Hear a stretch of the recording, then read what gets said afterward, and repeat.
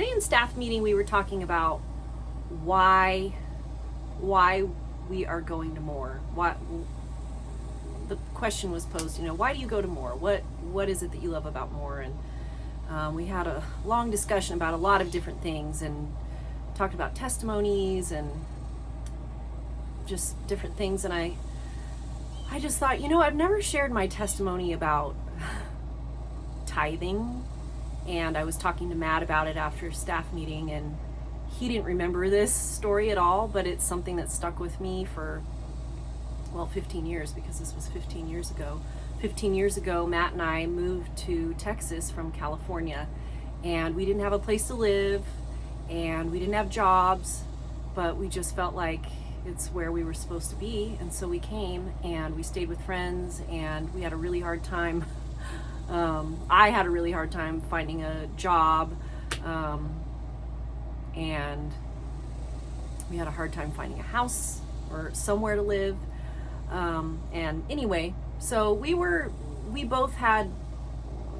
each had 2 jobs when we finally got jobs, and we were working our butts off, but it wasn't paying our bills. And, we were just like, dang poor when we first moved here. And I just told Matt, it was Christmas time, and I just said, we cannot spend any money on Christmas, or we can't do any of that. And but we were going to more. We had friends at more. We felt like more was our home, immediately. I'd never even been to more. Matt had, because he had been out here doing music stuff, and he was like, you're gonna love this church, you're gonna love the people. And he was right.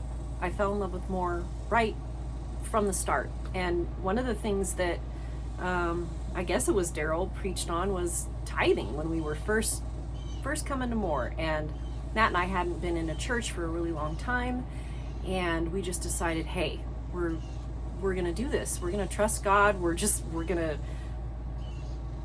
trust God. And it was really hard for us to give money because we needed the money to pay our bills.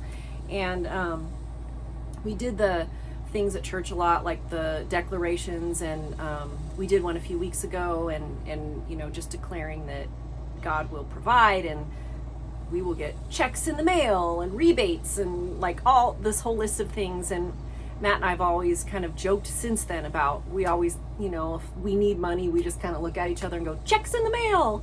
And inevitably we get a random check in the mail. I mean,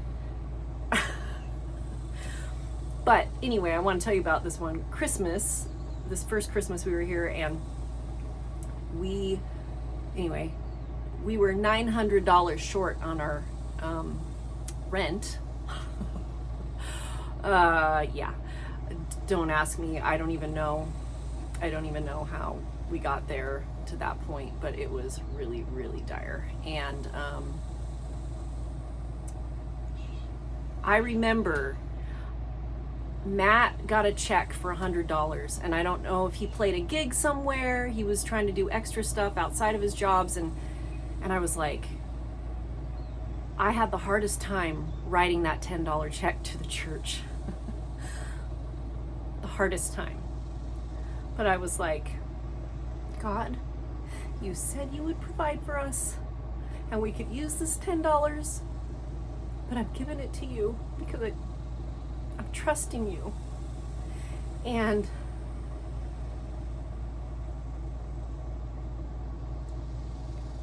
somebody, a person who knew that we were struggling financially, but had no clue that we needed $900 to pay our rent, somebody sent us a check for $900. They had no clue. Why would you send someone a check for that amount? I mean, they could have sent us $500, they could have sent us $1,000. They didn't. They sent us $900.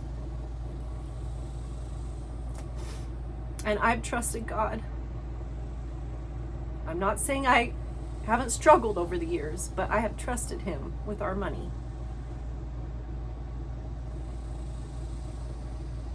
He always provides. We always have food on the table. We always have a roof over our head. We always have something to wear. We always have enough gas to get wherever we need to go. Anything above that is extra, and I feel like it's extravagant, you know, because we really need so little to live. If you haven't trusted God with your finances, I'm just saying, try it. If you're struggling, even if you're not struggling, try it, because He will surprise you over and over and over again.